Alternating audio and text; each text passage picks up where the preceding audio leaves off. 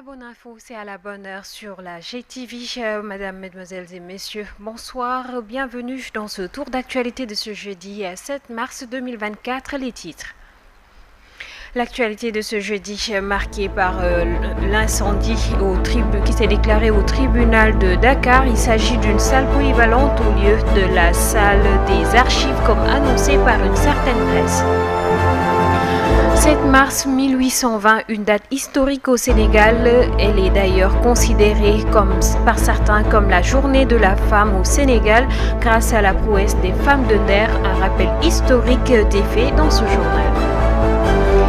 Et puis à l'international, pour lutter contre le terrorisme, l'Alliance des États du Sahel crée une force militaire conjointe, une nouvelle étape importante de l'AES après la sortie de la CEDEAO du Niger, du Mali et du Burkina Faso. C'était là les titres, le développement, c'est tout de suite.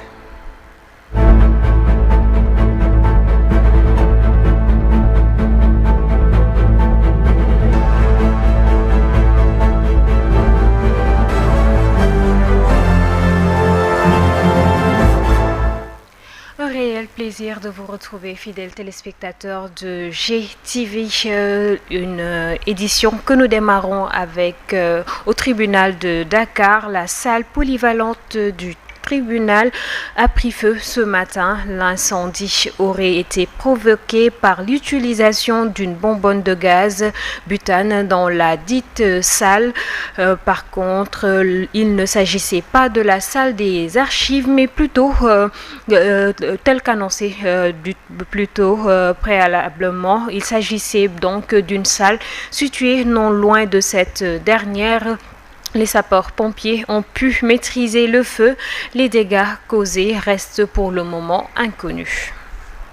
Et à présent, nous parlons de la présidentielle 2024. Le Conseil constitutionnel a rendu publique sa position suite à la saisine du président de la République sur les propositions issues du dialogue national au centre Abdou Diouf de Diamniadio les 26 et 27 février dernier.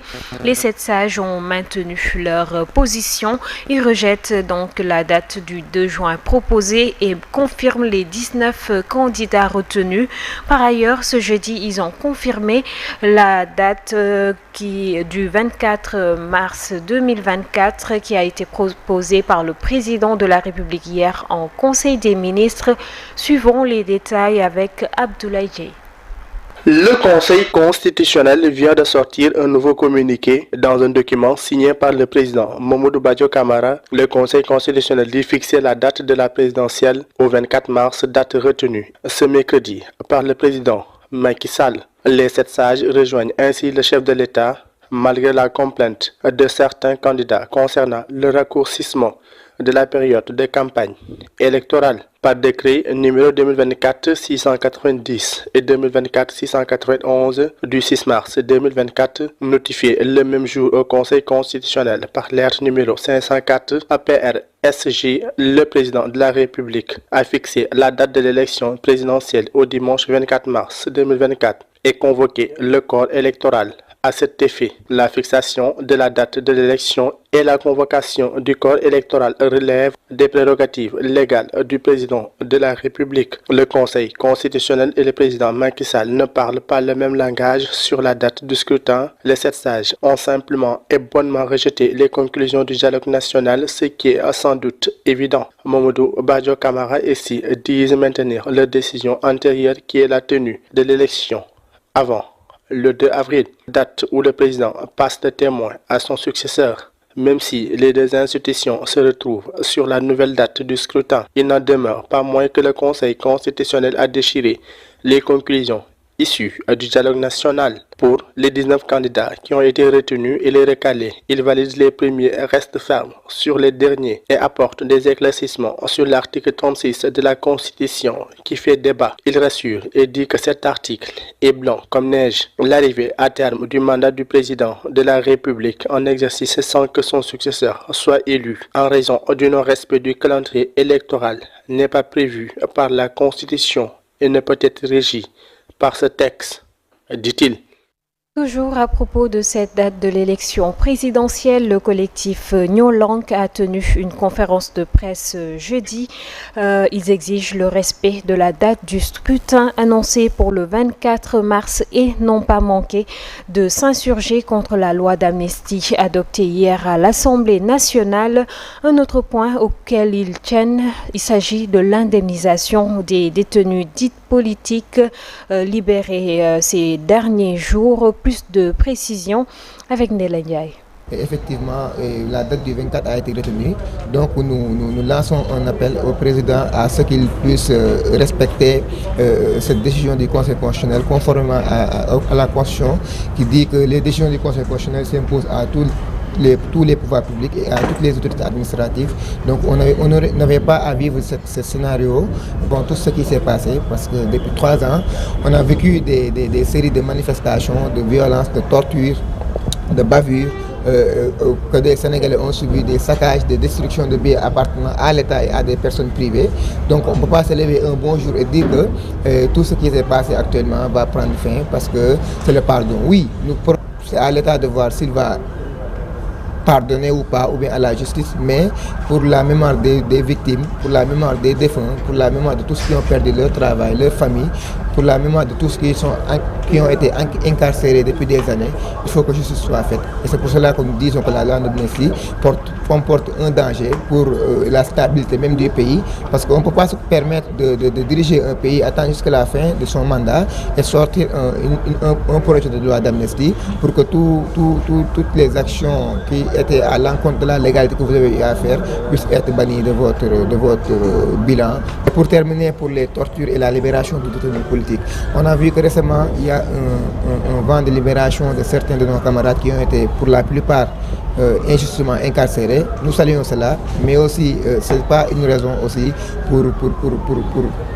chercher alibi pour la loi d'amnistie, mais aussi on a vu des détenus qui sont sortis et qui ont fait des témoignages glaçants sur leur situation carcérale et les conditions de leurs arrestations qui ont été marquées par des violences inhumaines sur leur personne, sur leur physique. Il y en a qui sont sortis avec des séquelles. Nous voulons que justice soit faite pour... Le leader du PRP, Déthié Fall, a également tenu ce jeudi une conférence de presse au siège de son parti sur la VDN pour dénoncer l'adoption de la loi d'amnistie et l'embrouille noté dans la fixation de la date de l'élection présidentielle. Par ailleurs, Déthié Fall a profité de cette occasion pour annoncer le début de sa campagne électorale pour ce mardi 10 mars 2024. Suivons-le au micro de Mansour Diassé. Et je voudrais très rapidement revenir sur ce qui s'est passé hier au niveau de l'Assemblée nationale, le vote de la loi d'amnistie. Et j'avais clairement dit ici que j'étais contre cette loi parce que pour moi, il était hors de question de passer en perte et profit toutes ces victimes, tous ces morts, ces blessés et autres qui le demandent et qui n'attendent que la vérité, que la justice leur soit rendue consciente de cette décision que le Conseil constitutionnel allait prendre. Il a sorti par décret la date pour proposer le 24 mars. Je voudrais dire que me concernant, que ce soit la date du 24 ou du 31 mars, nous sommes preneurs. Après la dissolution du gouvernement, le président de la République a porté son choix sur Sidiki Kaba pour succéder au Premier ministre Amadou Ba, candidat de la coalition Benno Bokk Yakaar à l'élection présidentielle. Les premiers mots du nouveau Premier ministre au micro de nos confrères de la RTS.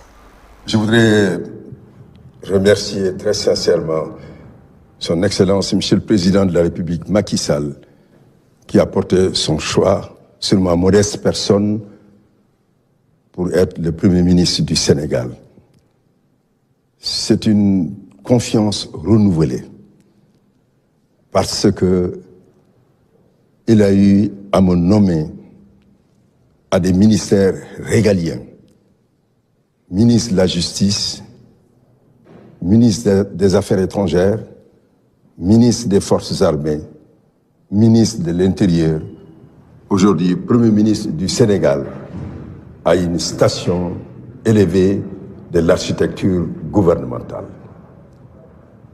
Je voudrais remercier mes parents pour l'éducation qu'ils m'ont donnée. Ils n'ont ménagé aucun effort pour qu'il en soit ainsi.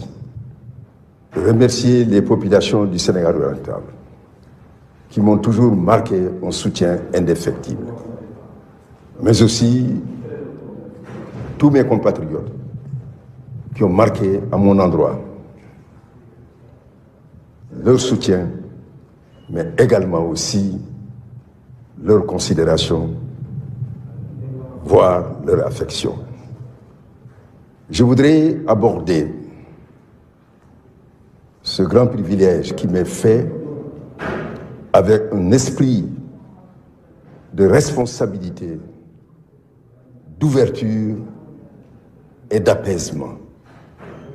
Et je voudrais ainsi travailler de manière à ce que les objectifs que le président de la République, Macky Sall, a eu à m'assigner et qui ont produit à travers le PSE des résultats tangibles et colossaux. Et encore une fois, je suis dans la position qui me permet de dire qu'aujourd'hui, je serai encore plus engagé à servir mon pays en ne ménageant aucun effort. S'immoler pour résister et dire non à l'esclavage, c'est le choix fait le 7 mars 1820 par les femmes de Nder, capitale du royaume du Waalo au Sénégal. Un destin tragique pour ces résistantes qui, face aux envahisseurs et leurs alliés, ont opté pour une mort dans la dignité. Un retour sur les traces des femmes de Nder par Amsatou Gano. Le 7 mars marque le Talatay Nder des femmes du Waalo qui ont décidé de s'immoler par le feu pour résister et dire non à l'esclavage. À l'époque, les Meurs avaient pris d'assaut le Waalo pour s'approvisionner parmi les autochtones. Un grand nombre d'hommes, femmes et d'enfants seraient arrachés à leur famille pour être vendus aux riches familles d'Afrique du Nord comme des objets de valeur. Un mardi, comme tous les autres jours, les hommes avaient rejoint les champs, d'autres à la chasse, tandis que le roi était à Saint-Louis pour se soigner d'une blessure reçue lors d'une bataille. Ainsi, les Meurs avaient envahi le village, dont la plupart sont des femmes, des enfants et des vieillards. Mais avant leur arrivée, les enfants sont conduits par leurs aînés au champ pour être cachés dans les autres tiges de mil. Ainsi, elles se précipitèrent dans leur cage pour en ressortir vêtues de boubous, pantalons et les cheveux dissimulés sous des bonnets d'hommes. Elles s'étaient armées jusqu'aux dents pour faire face aux ennemis. Ce jour-là, elles ont tué plus de 300 morts. La terre peinte de la couleur rouge, des cadavres ornaient le village qui était sens dessus-dessous. Ne voulant pas abîmer la marchandise, le chef Meur s'est promis de revenir plus tard afin de les prendre vivantes pour en tirer meilleur profit. Ainsi, pour échapper au cruel destin qui les attendait, les femmes de Nder ont préféré mourir dignement. Elles se sont sacrifiées collectivement dans une cage par le feu. Parmi elles, des femmes avec leurs bébés et une femme enceinte qui était sortie de la cage dès le début du calvaire. À partir de ce jour et pendant très longtemps, s'instaura dans le village de Nder un rite connu sous le nom de Talatay Nder. Ainsi, à chaque année, un mardi du mois de mars, une prière leur est offerte pour honorer ces braves femmes du Nder. Et à présent, c'est la page internationale de cette édition. En bref, 3 marins ont été tués. Un missile a frappé ce mercredi un navire de marchandises au large de Yémen, aligné sur l'Iran et qui contrôlait qui contrôle de larges parties du Yémen, qui ont commencé donc à lancer des attaques en mer Rouge en soutien aux Palestiniens de la bande de Gaza en réaction à l'offensive menée par l'Israël. Et puis une autre note de brève, les 3 pays dont les gouvernements ont été renversés par des coups d'État depuis 2020 sont confrontés à des violences djihadistes depuis des années. Les contours et les effectifs de cette force n'ont pas été précisés. Le Niger, le Mali et le Burkina Faso ont franchi ce mercredi une étape supplémentaire dans leur rapprochement en annonçant la création d'une force militaire conjointe pour lutter contre les djihadistes qui les frappent depuis des années. Cette annonce suit donc la création par ces pays dirigés par des régimes militaires issus de coups d'État d'une alliance des États du Sahel suivi de leur sortie de la communauté économique des États d'Afrique de l'Ouest, la CEDEAO, qui avait menacé d'intervenir militairement après le putsch ayant renversé le 26 juillet au Niger le président élu Mohamed Bazoum. C'est cette page internationale qui met un terme à cette édition du jour. La bonne heure revient demain à 12h et à 19h. Merci de l'avoir suivi.